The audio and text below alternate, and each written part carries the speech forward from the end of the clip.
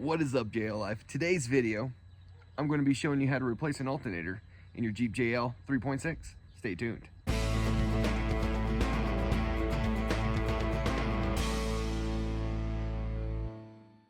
So before I start this video, I understand it is extremely muddy under the hood. I'm an advocate for staying off the mud and just staying to the rocks. The wife doesn't feel the same. But anyways, today we're going to be replacing the alternator. So I've been having a lot of electrical issues with the Jeep JL for a while, and by a while, just a couple of months. We had it parked through the winter, hadn't driven it much. Went to go start it in the spring, it didn't start. I jumped it, threw a trickle charger on it, and then went about my business. Went back to it, it died again. At that point, I took out the battery, I recharged it, disconnected it from the charger, and again, it was dying very rapidly. So took it, got the battery under warranty, got a new battery, got it into the Jeep, put it into the Jeep. A week later, it died again, which is weird because I tested the alternator. The alternator was charging at sufficient charges, but I'm just getting an absolute smorgasbord of check engine lights, approximately 37, and most of them are due to low voltage. Though the alternator is still charging, it's a little wonky with how much it's charging.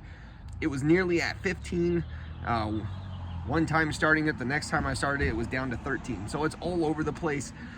I don't know if all the mud, I tried to scrub it off, but it was covered in mud. I don't know if it's the alternator that's causing all these issues. The thing with all these new cars, when the alternator or the battery is starting to show issues, it can cause a world of headaches. So we're going to replace the alternator today, and I'm going to show you how to do it. Pretty simple task. So the first thing we're going to want to do is disconnect the battery. So disconnecting the battery terminal, and also disconnect this back pigtail plug. And that should have your battery disconnected. I like to use rags. That just eliminates the possibility that it accidentally grounds back out to the terminal. In order to get to the alternator and the tension pulley, we're going to need to take out the air intake to the throttle body. So starting from left to right, you have 4 bolts, 4 small hex bolts. One back here. Where is it? It's right there. Other side. And right there. Right there. Start by taking those out. 8 mil.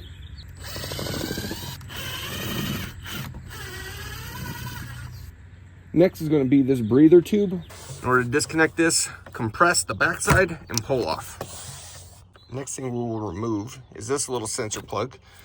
In order to get this guy off, I reach in a pick on the backside, pull up the tab, and it should pop right out. Next, we'll remove these 2 10 mil bolts.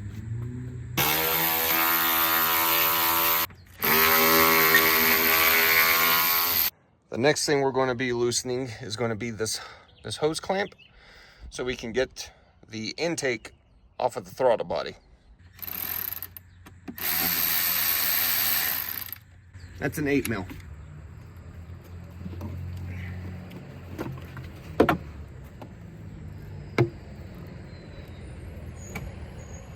So after getting the intake out of the way, we're going to have to remove this bracket that's holding this water pump. The reason we need to do that, so we can access the half-inch drive in order to release the tension on the whole serpentine system. But to remove it, it's going to be this bolt and that bolt, size 13.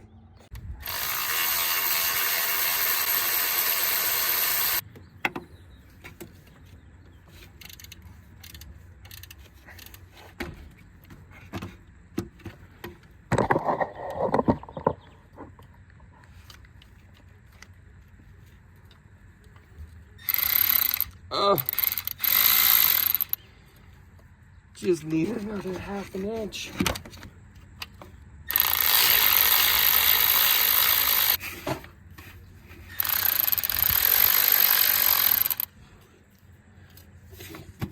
And before we take off the brackets to remove the alternator, we can take off the terminal right here and this pigtail. So let's start by removing the terminal 10 mil. Careful not to drop your nut. And you can take that off and move it out of the way. So having a little bit of difficulty with this. And what it looks like is that this should slide out, but it's not. I'm gonna go get a flat screwdriver.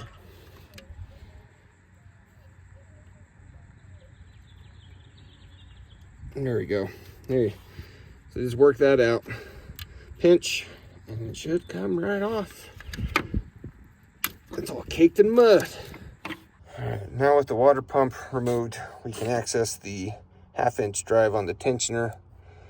And we got 4 bolts holding it to a bracket on the front of the motor. 1, 2, 3, 4. And those are size 15s. What we're going to do first is go ahead and remove those bolts. We're also going to need to take out the bottom portion of the intake. Just don't got room to maneuver the breaker bar.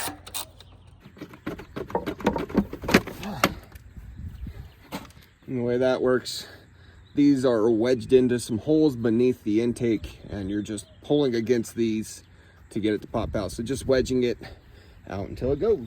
So we're going back to removing the 4 bolts holding it to the bracket before we release this. That tension pulley is tight, so be ready to put some Uggas on it. Oh, man.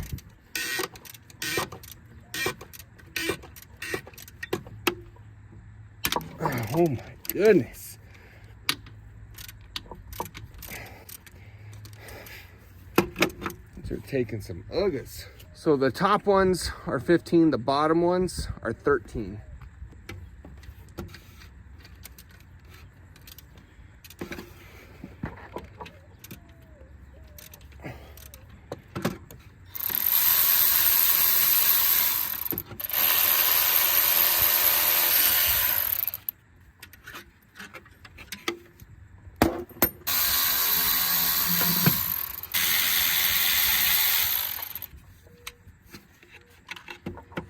I should be able to slip this out.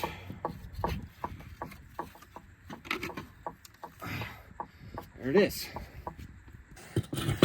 So here's the alternator. I am replacing it with the exact same model, OEM. It is expensive, but in my experience with these newer cars, they don't like to play well with aftermarket alternators in my experience. The last aftermarket alternator I used almost caught my car on fire. So this tension pulley, I was pushing on it already, and it is under a lot of pressure. I was having to put some force behind it in order to relieve the pulley tension to get my alternator bolted back in. So just kind of keep that in mind. You may need a second set of hands. We'll see how it goes. I'm gonna get my breaker bar pushed in. Now that's clean, it goes in much easier. Sorry about the air compressor. So get it positioned to where it needs to be. Your terminal pointing out to passenger. Okay. For this part of the install, getting the alternator back in, I recommend having 2 people. It's just very cumbersome trying to put all that Uggas on the breaker bar to release the tension pulley while trying to position the alternator, which of course is heavy in itself, and you don't want to be dropping it and breaking things inside the engine bay. Preferably 2 people. One to push on the breaker bar, the other one to position the alternator. I'm gonna go grab somebody.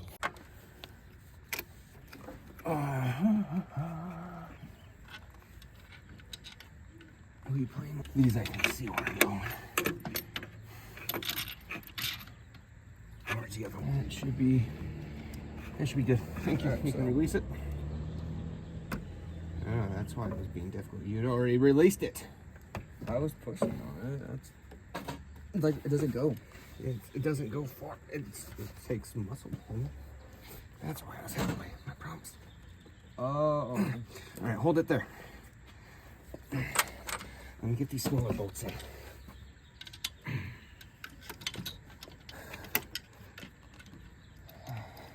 There's one. Yeah. Hold just a little bit longer.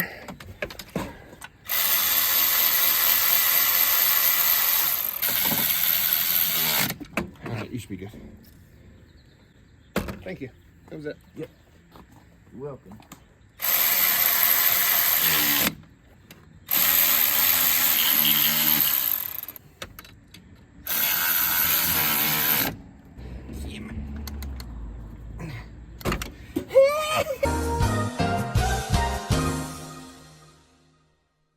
Damn, that hurt. Can't feel my hand.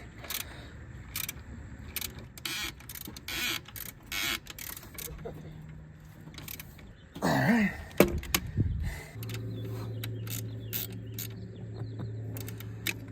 Put your cap on. Keep corrosion down. Plug in your pigtail. Don't forget to push in the clip. Okay. Next thing we need to do is reattach the water pump bracket. I'm not gonna lie, I've smashed my hands probably 100 times working on vehicles, and that one was probably the worst.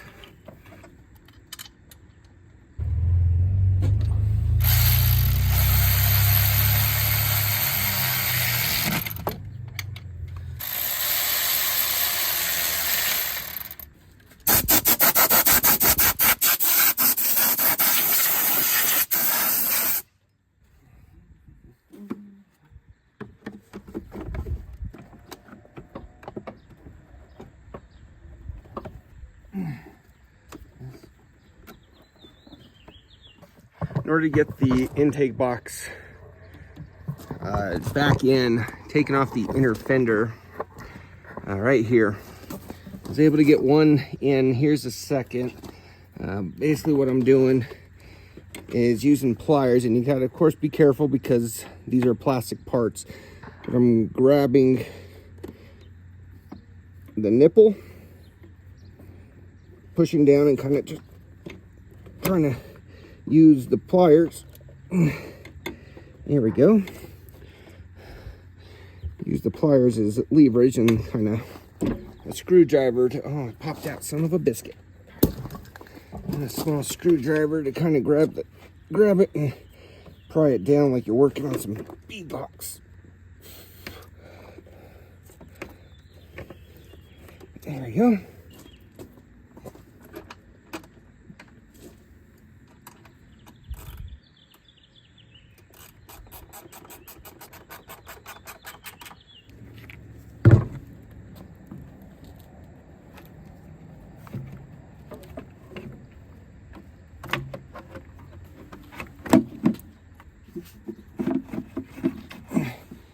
My finger.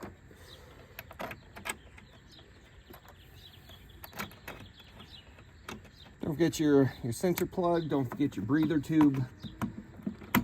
Make sure they click all the way on. All right. I did blow out the filter while it was out. I can slip this back in.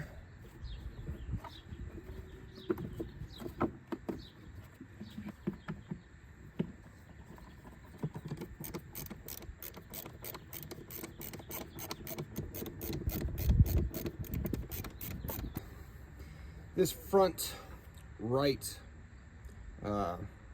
hex head is a bit of a pain in the butt to reach, so just take your time so you don't drop the bolt.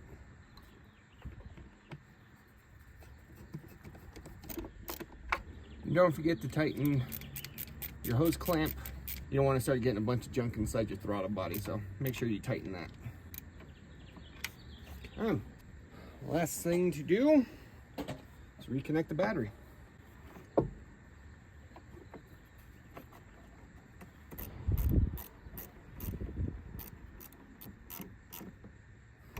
So guys, that's how you do a swap of a alternator for the Jeep JL 3.6 motor.